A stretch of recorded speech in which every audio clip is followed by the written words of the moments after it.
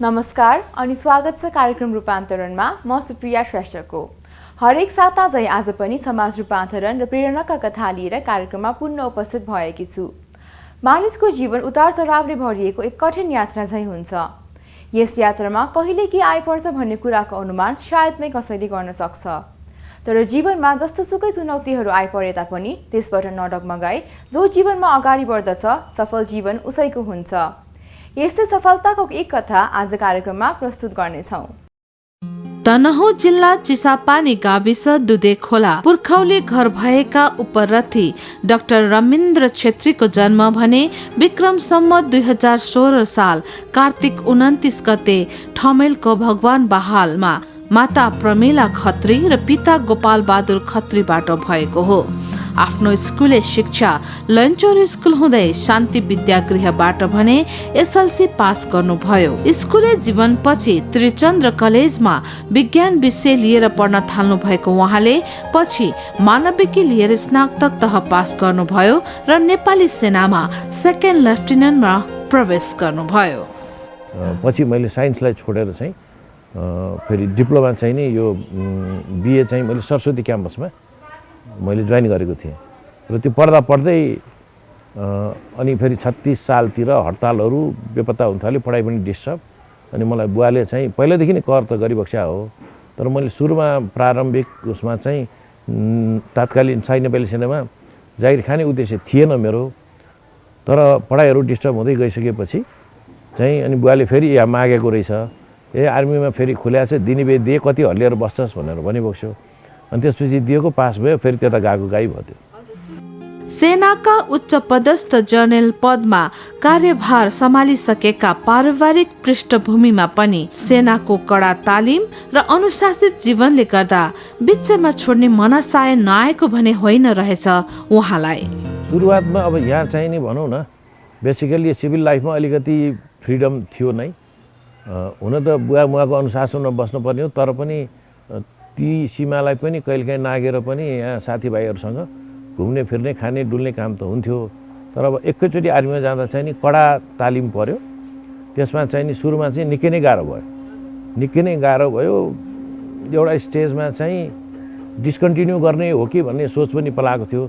तर त्यो स्टेज पार भइसकेपछि चाहिँ अब त्यो त्यस्तो गाह्रो काम त गाह्रै हो, तर गाह्रो भए पनि अब त्यो चाहिँ नि ब्रेड एन्ड बटर जस्तो डे टु डे लाइफमा भिजिसकेका काम भएर चाहिँ नि अनि पछि चाहिँ सहजतामा परिणत भयो। र अनि मैले त्यो सुरुकै तालिमदेखि नै उत्कृष्टता हासिल गर्दै अनि पछिल्लो उच्च स्तरको तालिमसम्म पनि मैले चाहिँ उत्कृष्ट नतिजा हासिल गर्न सफलै भएँ म। राष्ट्रिय सार्वभौमता, अखण्डता र सिमानाको रक्षाको लागि तैनात राष्ट्र सेवक बनेका सैनिकले आफ्नै देशको दाजुभाइ र जनतासँग युद्ध गर्नुपर्ने अवस्था दुर्भाग्यपूर्ण रहेको बताउनुहुन्छ उहाँ। दुर्भाग्यपूर्ण घटना कतिपय मुलुकमा यस्ता पनि छन् कि आफ्नै देशको जनतासँग लड्नुपर्ने हुन्छ। खास गरी यी सबै चिजहरू राजनैतिक कारणको उपज हो। अनि राजनैतिक कारणको उपज भएको हुनाले राष्ट्रिय सेना भनेको एउटा राज्यको इन्स्ट्रुमेन्ट्स अफ नेसनल पावर भएको कारणबाट देशको राजनैतिक शक्ति वा गभर्मेन्टले थ्रु पोलिटिकल प्रोसेस त्यसलाई प्रतिकार गर्नको लागि मोबिलाइज गराउनुपर्ने स्थिति हाम्रो मुलुकमा नै सृजना भयो। त्यसै कारण नै जस्तो त्यति बेलाको हाउस, अप्पर हाउस र लोअर हाउस दुईटै, प्रतिनिधि सभा र राज्यसभा दुईटैबाट युनानिमस डिसिजन भएर नेपाली सेनालाई चाहिँ नि माओवादीको इन्सर्जेन्सी विरुद्ध चाहिँ नि प्रयोग गर्ने निर्णय अनुसारै नेपाली सेना परिचालन भएको हो। त्यस कारणबाट त्यो अवस्था भनेको ज्यादै दुर्भाग्यपूर्ण अवस्था हो। तत्कालीन माओवादी द्वन्द्वकालमा माओवादीको निशानामा पर्नुभएको उहाँमाथि कार्यालय जाने समयमा हमला भएपछि स्पाइनल कर्ड इन्जुरी भएको थियो। देशको लागि मर्छु भनेर सेनामा जागिर खाएपछि जस्तो अवस्था आइपरे पनि डटेर अगाडि बढ्ने मनोबलले गर्दा स्पाइनल कर्ड इन्जुरी भएर व्हिलचेयरको जीवनलाई सहर्ष स्वीकार्नु भएको छ र समयले दिएको यो जीवन पहिलेको भन्दा फरक भएको अनुभव गर्नुहुन्छ। सबभन्दा पहिले मैले नेपाली सेनामा जागिर खाएँ भन्ने केही अब परेको बेलामा लड्ने नै हो हैन। तर एउटा अनफर्चुनेट इभेन्चुअलिटिज भने कि नेपालमै त्यस्तो खालको चाहिँ नि परिस्थिति सिर्जना भयो। अब त्यति बेला माओवादीको हिट लिस्टमा म पनि अब रहेछु होइन। त्यस कारण एउटा कुरा त के हो भने एउटा नियत्था नागरिकहरूलाई मार्नु, घाइते बनाउनु र अब सैनिकको हिसाबमा केही न केही फरकै हुन्छ, किन हामी लड्नको लागि नै जागिर खा हो। तर त्यति बेला चाहिँ नि म चाहिँ खासमा अब फिल्डमा मैदानमा भन्दा पनि यहीँबाट घरबाटै म अफिस जाने क्रममा यही ढोकामै मूल ढोकामै मलाई चाहिँ हमला भएको हो होइन। अब उनीहरूको लडाइँको प्रकृति नै त्यस्तै थियो होइन। बाइचान्स म चाहिँ नि घाइते हुन पुगेँ। त्यही दिनमा अर्को किरण बस्नेत भन्ने जर्साप चाहिँ मलाई भन्दा आधा घन्टा 45 मिनट अगाडिको घटना रहेछ। उहाँले चाहिँ नि त्यहीँ नै वीरगति प्राप्त गरिबक्स्यो। मेरो केसमा बाँचे। दुर्भाग्यवश फेरि के भयो त, स्माइल गढमा गोली लागेको हुनाले अब आज करिब 13 वर्ष जति भयो म चाहिँ नि व्हिलचेयरमै छु होइन। भनेपछि म आफै हिँड्न सक्थेँ, म चाहेको ठाउँमा जान सक्थेँ, चाहेको ठाउँमा घुम्न सक्थेँ भने अब अहिले चाहिँ मेरो नेचर अफ इन्जुरी र चाहिँ नि एक्सटेन्ट अफ ड्यामेजको कारणले बिना सहारा चाहिँ म हिँड्न सक्दिनँ। भनेपछि मेरो इन्डिपेन्डेन्सीको चाहिँ नि प्रतिशत अलमोस्ट भनौँ म 90% घट्यो भन्नु पऱ्यो होइन। तर अब त्यो जति 10% बाँकी छ त्यसले चाहिँ नि मैले आफूले अहिले पनि म जागिरमै छु र मैले गर्नुपर्ने काममा चाहिँ त्यो 10%ले पहिलाको भन्दा घटीमा चाहिँ र कमी चाहिँ ल्याएको छैन र इनफ्याक्ट म अझ पहिलाभन्दा पनि बढी काम गर्छु अहिले चाहिँ होइन। त्यस कारण ओभरअल लाइफमा त धेरै नै फरक छ। खास गरी मलाई चाहिँ नि अब सुत्न, उठ्न, लुगा लगाउन, हिँड्न, इभन विदेश यात्रामा जाँदाखेरिमा समेत सहायताको जरुरत पर्छ। तर ती सबै कामको बावजुद व्हिलचेयरमा बसिसकेपछि अलिकति राम्रो जमिनमा त आफैले पुस गर्न सकिन्छ, अरू काम चाहिँ गर्न सकिन्छ। जीवन बाँच्ने सिप हुनेहरूलाई व्हिलचेयरको जीवनले पनि आफ्नो कर्तव्य र जिम्मेवारीबाट टाढा राख्न सकेन। व्हिलचेयरको जीवन कसरी बाँच्नुपर्छ भन्ने जानेका उनी यदि नेपाली सेनामा नभएर साधारण व्यक्ति भएका भए यो अवस्थाको जीवन के हुन्थ्यो भन्ने हाम्रो प्रश्नमा उहाँ भन्नुहुन्छ, नेपाली सेनामा हुनुको अतिरिक्त अलावा अर्को ठाउँमा भएको भए, निजामती भएको भए लाइफ अझ कष्टकर हुन्थ्यो। किनभने यहाँ अहिलेसम्म म बहालमै छु, मलाई चाहिँ नि अब मेडिकल सहयोगी पनि उपलब्ध छ होइन। अब बाहिर त म जस्ता मान्छेहरू कतिपय ओछ्यानमै हुनुहुन्छ होइन। उहाँहरूलाई सहाराको आवश्यक छ, तर त्यो सहारा जुटाउन सक्ने आर्थिक हैसियतहरू चाहिँ नि उहाँहरूमा धेरैमा छैन। त्यो धेर थोर सरकारले मद्दत त गरेको छ, सायद त्यो पर्याप्त छैन होला होइन। तर चाहिँ नि के भने नेपाली सेनामै भएको कारणले चाहिँ नि एउटा चाहिँ मलाई एउटा त मेरो आफ्नो भित्र भएकै गुण पनि भनौँ, त्यसमाथि नेपाली सेनामा गरिएका विभिन्न तालिमको माध्यमबाट विकास भएका गुणहरूको कुरा गरौँ र अन्य चाहिँ नि मैले चाहिँ नि यो घाइते भएपछि नै रिहेबिलिटेसनको लागि म चाहिँ नि मायामीमा गएको थिएँ। त्यहाँ अरूहरूको पनि यो हालत देख्दा कसरी चाहिँ नि यो हाउ टु लिभ विथ प्यारालिसिसको कुरामा चाहिँ धेरै कुरा सिक्ने र जान्ने अवसर मिल्यो। तर त्यहाँ त धेरै सुविधाहरू छन्, यहाँ छैन।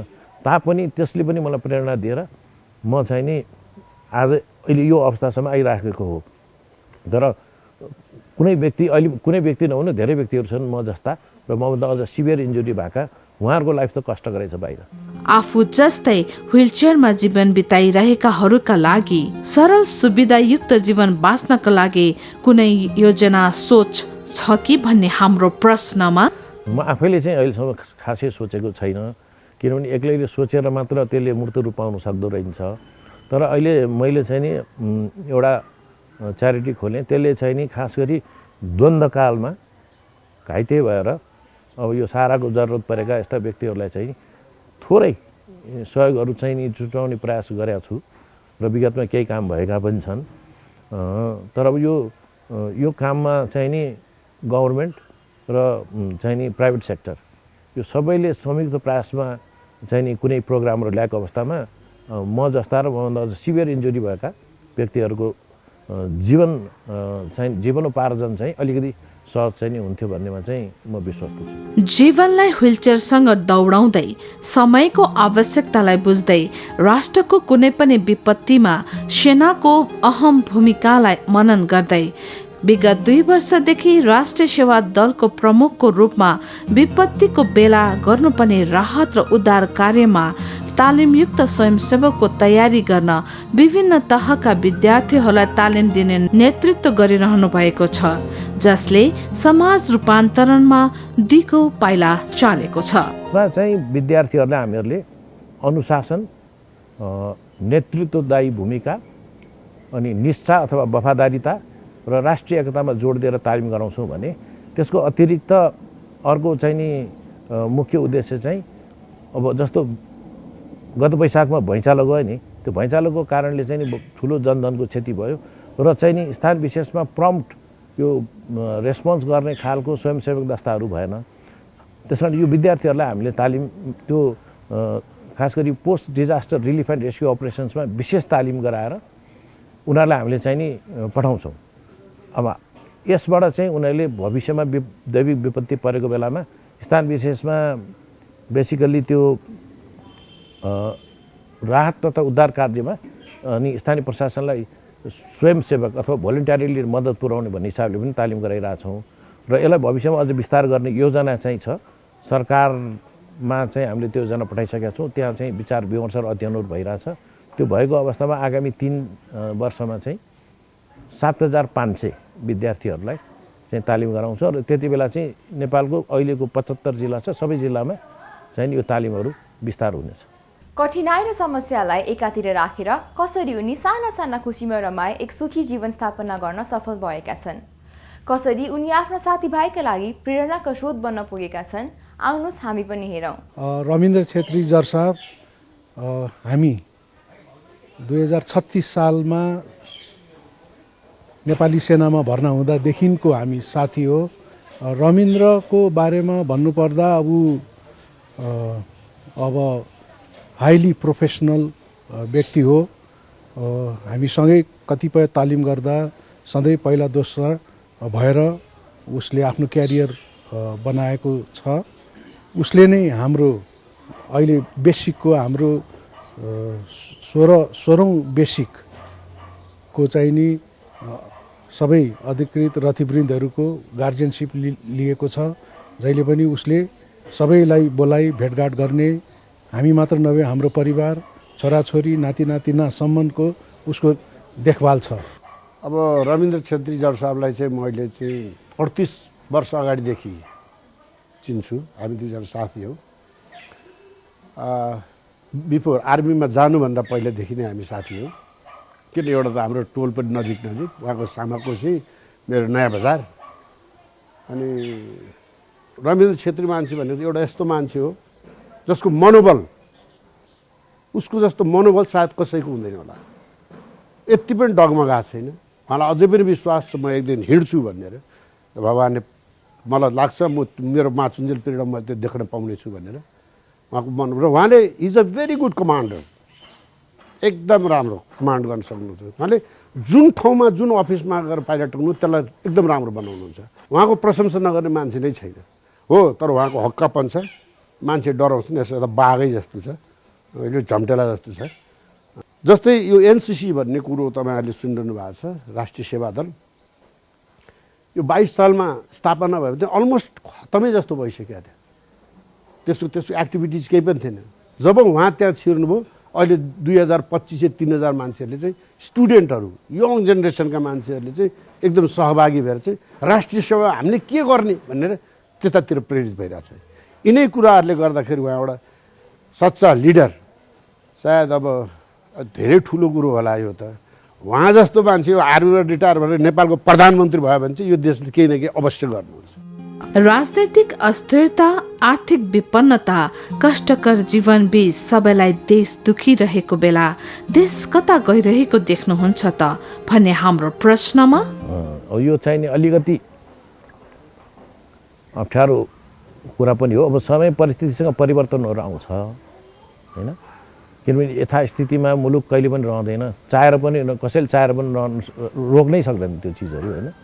हामीले कुरै गर्दाखेरिमा बडा महाराज धिराज पृथ्वीनारायण शाहको एकीकरण कालदेखि अहिलेसम्म हेर्दाखेरिमा अनगिन्ती परिवर्तनहरू भइराखेका छन्। हरेक दिन कुनै न कुनै परिवर्तन हुन्छ, त्यो छँदैछ। तर अब तत्कालै हेर्दा केही के भने अब लामो द्वन्द्व पश्चात पुनर्निर्माणकै अवस्थामा रहेकोमा अब अहिले विभिन्न गतिविधिले अझ अलिकति अप्ठ्यारो स्थिति सिर्जनाहरू गरिरहेछ। त्यसकारण चाहिँ नि तत्कालै हेर्दाखेरिमा परिस्थिति अप्ठ्यारै देखिन्छ, असहज नै देखिन्छ। तर हामीले आशा गर्ने कुरा के हो भनेदेखि चाहिँ नि यो असहजताको बावजुद पनि, अप्ठ्यारोपनका बावजुद पनि भविष्यमा एउटा चाहिँ नि मुलुकमा सबै ठाउँमा चाहिँ नि स्थिरता आएर चाहिँ विकासोन्मुख भइकन एउटा चाहिँ नि निश्चित शान्ति, विकास र समृद्धितर्फ लम्किन्छ भन्ने कुरामा चाहिँ म विश्वस्त छु। सेनाको जागिरकै क्रममा विभिन्न देश विदेशको भ्रमण र देशको विभिन्न जिल्लामा तैनात रहनु पर्दा परिवार प्रतिको दायित्वलाई भने कतिको निभाउन सक्नु भयो त भन्ने हाम्रो प्रश्नमा उहाँ भन्नुहुन्छ। अनि परिवारलाई समय सुरुका दिनहरूमा त दिने सम्भावनै थिएन। सुरुमा म यहाँ कमिसन भइसकेपछि मेरो पोस्टिङ चाहिँ यहाँ राजदरबारमै भयो, सहायक बाहिनी अन्तर्गतको श्री कालीबहादुर बटालियनमा। तर म त्यहाँ जागिर मतलब जोइन गर्नुभन्दा अगाडि नै विभिन्न तालिममै म चाहिँ फेरि एउटा चाहिँ बेलायतमा तालिमको लागि छान्ने। अनि 1981मा चाहिँ म फेरि बेलायत गएँ 1.5 वर्षको लागि। 1.5 वर्ष त त्यसै नै मिसिङ भयो। पहिलाको जस्तो बिचबिचमा काठमाडौँ आउने जाने सहजता थिएन। टेलिफोन नै त्यहाँबाट यहाँ गर्ने भनेकै धेरै गाह्रो काम थियो। अनि त्यति बेलाको मेरो आफ्नै उसमा पनि मेरो एउटा त आफ्नो सोचको कमी पनि जस्तो लाग्छ र अर्को एउटा त्यो भएको कारण चाहिँ हामी जोइन्ट फ्यामिलीमा बुवा म यहीँ बसिन्थ्यो अनि भाइहरू सबै भावनाले मेरो श्रीमती र बच्चा यहाँ हुँदाखेरिमा मैले हेर्नुपर्ने मैले आफ्नो दायित्व नै बोध भएन त्यति बेला चाहिँ, किनभने सबै बुवामाले हेरिदिइहाल्ने हो अनि के पनि भाइहरू पनि छन् भन्ने हिसाबले चाहिँ पहिला मलाई आफैलाई नै त्यति ज्ञान भएन। पछि चाहिँ नि मैले सायद मेरो आफ्नै बच्चाहरूलाई चाहिँ दिन सक्ने जति टाइम पनि नदिएको हो कि जस्तो लाग्छ। तर पोस्टिङ चाहिँ खास गरी बाहिर विदेशमा स्वदेशमा पनि बाहिर भएको कारणबाट यता गता बिदा आउँदाखेरि यताउति आउँदाखेरिमा भेटघाट गर्ने सँगै बस्ने त छँदै थियो। अनि पछि एक समय चाहिँ नि मेरो पोस्टिङ फेरि त्यो पल्ट नै त्यस्तो थियो, रोयल गार्ड्स। पछि फेरि दरबारमा आयो। त्यति बेला चाहिँ म पुरै अवधि त बसिनँ। 3 वर्ष चान्जुन चाहिँ दरबारमा बस्दा चाहिँ फ्रिक्वेन्टली परिवारलाई समय दिन पनि सकिन्थ्यो र फेरि एक त दूरीको हिसाबले नै एकदमै वकिङ डिस्टेन्स 10 मिनटमा म राजदरबार उत्तर ढोकाबाट घरमा चाहिँ आउनु सक्थेँ। जीवनमा छरपुष्टिएर रहेका साना साना खुसीहरूलाई समेट्दै खुसी बाँड्दै 2 छोरी श्रीमती र 2 नाता नातिनीका साथ जीवन बिताइरहनु भएको उहाँ बारे उहाँको परिवारहरू के भन्नुहुन्छ त? उहाँ त अब सर्भिस गर्दा सधैँ उहाँ त बाहिर नि हो होइन। कहिले अब बाहिर खास अब उहाँको सपोर्ट त कहिले काहीँ बेला भइहाल्थ्यो हामीलाई। बेला यताउति गर्ने बच्चाहरू हेर्ने हामीलाई गर्छिन्थ्यो। तैपनि अब उहाँ म जोइन्ट फ्यामिलीमा बस्या भएर मेरो सबैजनाले सपोर्ट गरे भएर मेरो सासुहरू गर्छ मलाई साह्रै गाए। तर त्यो फिलै भएन कि मलाई अलिकति पनि फिल भएन। अनि उहाँको बारेमा नमन पर्ने अथवा अलिकति नराम्रो लाग्ने पक्ष चाहिँ कस्तो थियो? अलिक जिद्दी गरिन्छ त्यो पछि चाहिँ मलाई मन पर्दैन। त अब अति नै गाह्रो भइहाल्यो होइन। अब घटना भयो आफ्नो अगाडि धोकामा घटना भयो देखेँ है। त्यहाँपछि अलि पहिला त्यति बेला के बच्चाहरू थियो कस्तो सम्हाल्ने भन्ने फिल हो मलाई। तर पछि चाहिँ अहिले सम्झिँदाखेरि चाहिँ डर लाग्छ कि अलिकति ओहो भने जस्तो फिल हुन्छ मलाई चाहिँ। अब आर्मीको फ्यामिली भएपछि I think it comes with the package होइन। तर पनि अब फिजिकल प्रेजेन्स नभए पनि मेन्टली अनि अथवा सपोर्ट उहाँको चाहिँ जहिले पनि रहि नै रह्यो हामीलाई। जहिले पनि हाम्रो लागि चाहिँ एउटा मेन्टर नै हो उहाँ होइन। सो कहिले पनि त्यो फादरको चाहिँ नि सपोर्ट नभएको ल्याकिङ भएको जस्तो फिल चाहिँ कहिले पनि भएन कहिले पनि। अब फर्स्ट अफ अल उहाँको त एउटा विल पावर नै त्यो देखेर नै सबैजना अचम्म पर्छन्। हामी पनि हो होइन। मेन त like being in the stage उहाँले अहिले पनि काम गरिबक्सिन्छ। अनि त्यो देखेर पनि लाइक हिज वर्किङ 24 आवर्स। अब हामीलाई 6-7 घन्टा हामीलाई 6-7 घन्टा गर्दा नि हामी यस्तो थकित हुन्छ। बट स्टिल त्यो थकितहरू त्यो देखिँदैन कि जति पनि कहाँ उहाँको कामप्रति त्यो देखेर नै हामीलाई त अलिक अचम्म लाग्छ। अनि इन्सपिरेसन पनि हामीलाई त्योबाट पनि हामीलाई धेरै नै आउँछ कि जसरी चाहिँ नि उहाँले चाहिँ नि अहिले आफूलाई चाहिँ नि लाइफमा क्यारी गरिराखिबसेको छ। त्यो कारणले गर्दाखेरि चाहिँ नि हामी is always a role model for us होइन। सो हाम्रो ड्याड भनेको चाहिँ is in true sense a real hero.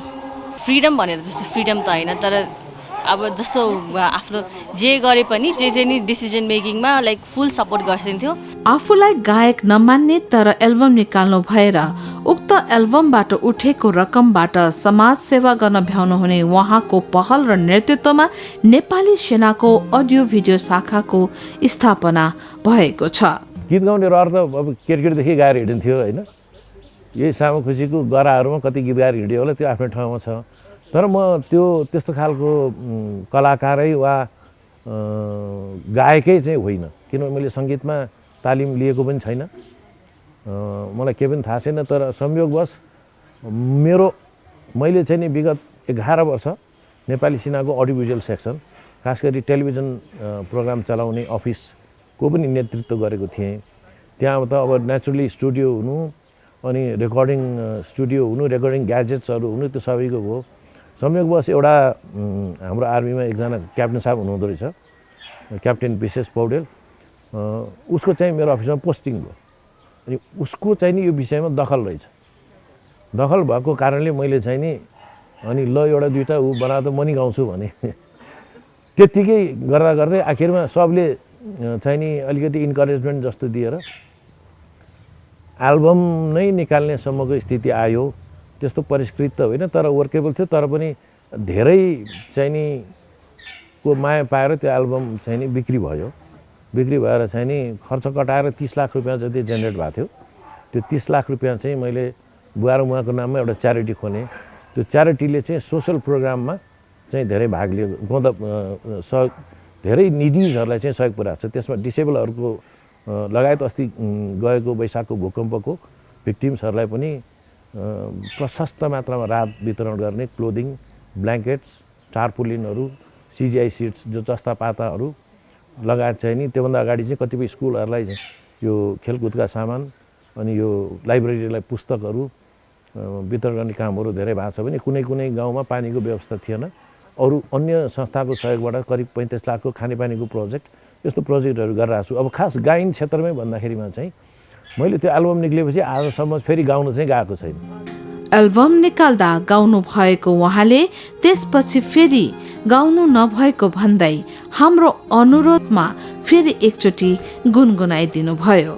चरी बुट्टे सारङ्गीको धुनले बितायो, चरी बुट्टे सारङ्गीको धुनले बितायो, पछ्यौरीले बाँध्यो मन रूपले सतायो, ओ डार्लिङ रूपले सतायो, ओ डार्लिङ रूपले सतायो। लाए पनि सुख छैन, नलाए नि छैन, रूपको यस्तो जादु टुना दुनियाँमै छैन, ओ डार्लिङ दुनियाँमै छैन। नेपाली सेनाका सेनापतिका प्रमुख सल्लाहकार र राष्ट्रिय सेवा दलका प्रमुख मानर्थ उपरथी डाक्टर रमिन्द्र छेत्रीको अठोट आँट, आत्मविश्वास र उहाँभित्रको मानवीय संवेदना, समाज सेवा र राष्ट्रप्रेमी व्यक्तित्वले सधैँ प्रेरित गर्नेछ। सफलताले चुमिरहन् उनका पाइलाहरूलाई। असक्षम कोही पनि हुँदैन, मात्र जरुरी हुन्छ गर्ने इच्छा र त्यही इच्छालाई प्रोत्साहन गर्ने अवसर। यसका लागि व्यक्ति आफू सचेत हुनु त जरुरी छ नै, यसका साथै पारिवारिक, सामाजिक र सरकारी तहबाट पनि कदम चालिनु उत्तिकै जरुरी छ। हस्त आजका लागि सम्पूर्ण युनिटका साथ म सुप्रिया पनि कार्यक्रमबाट बिदा माग्न चाहन्छु। अर्को साता नयाँ नयाँ रूपान्तरणका कथा लिएर कार्यक्रममा उपस्थित हुने नै छौँ। नमस्कार।